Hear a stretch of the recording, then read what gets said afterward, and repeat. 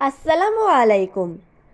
এই রমজানে কোনো বাটাবাটির ঝামেলা ছাড়া বাসায় সহজেই বানিয়ে নিন ইফতারের জন্য মুচমুচে পেঁয়াজু। হযরত জাবির রাদিয়াল্লাহু আনহু থেকে বর্ণিত, তিনি বলেন, রাসূলুল্লাহ সাল্লাল্লাহু আলাইহি সাল্লাম আমাদেরকে একটি অভিযানে প্রেরণ করলেন এবং আবু উবায়দাকে আমাদের আমির নিযুক্ত করলেন। কুরাইশদের কাফেলাকে রোধ করার দায়িত্ব ছিল আমাদের। তিনি আমাদেরকে এক থলে খেজুর দেন, এছাড়া অন্য কিছু তিনি পাননি। আবু উবায়দা রাদিয়াল্লাহু আনহু আমাদেরকে একটা করে খেজুর দিতেন। রাবী বলেন, আমি তখন বললাম, তা দিয়ে আপনারা কিভাবে কি করতেন? আমি বললাম, আমরা তা চুষতাম যেভাবে শিশুরা চুষে থাকে। তারপর এর ওপর পানি পান করে নিতাম এবং তা আমাদের দিবারাত্রির জন্য যথেষ্ট হতো। এছাড়া আমরা আমাদের লাঠি দিয়ে গাছের পাতা পেড়ে পানিতে তা ভিজিয়ে নিয়ে তারপর তা খেয়ে নিতাম। রাবী বলেন, তারপর আমরা সাগর উপকূল দিয়ে চলতে লাগলাম। এমন সময় সমুদ্র উপকূল থেকে উঁচু ঢিবির মতো কি যেন একটা আমাদের সামনে আমরা যখন তার নিকটবর্তী হলাম, তখন লক্ষ্য করলাম যে তা একটি জন্তু, যাকে আম্বর বলে অভিহিত করা হয়ে থাকে।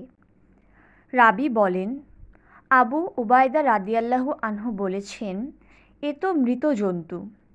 তারপর বললেন, না, বরং আমরা রাসূলুল্লাহ সাল্লাল্লাহু আলাইহি সাল্লাম এর প্রেরিত দূত এবং আমরা আল্লাহর রাহে রয়েছি, আর এখন তোমরা প্রাণান্তকর অবস্থায়, সুতরাং তোমরা তা খেতে পারো।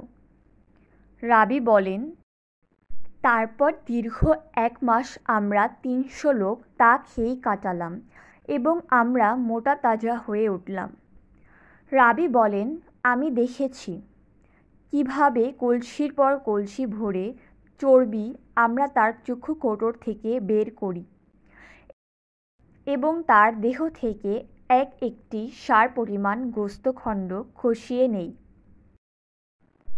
তারপর আবু উবায়দা রাদিয়াল্লাহু আনহু আমাদের মধ্যকার 13 জন তুলে দাঁড় করালেন। তারপর আমাদের সবচাইতে বড় উটটির ওপর হাওদা চড়ালেন, আর সেই উটটি দিব্যি তার নিচ দিয়ে অতিক্রম করে চলে গেল। তারপর অবশিষ্ট গোস্ত আমরা সিদ্ধ করে আমাদের সঙ্গে করে নিয়ে আসলাম। যখন আমরা মদিনায় প্রত্যাবর্তন করলাম, তখন রাসূলুল্লাহ সাল্লাল্লাহু আলাইহি সাল্লাম এর কাছে উপস্থিত হয়ে সে কথা তার কাছে বললাম। তখন তিনি বললেন, এটা হচ্ছে রিজিক, যা আল্লাহ তোমাদের জন্যই বের করেছিলেন। তোমাদের কাছে কি তার অবশিষ্ট কিছু গোস্ত আছে? তাহলে তোমরা আমাকেও তা খেতে দাও।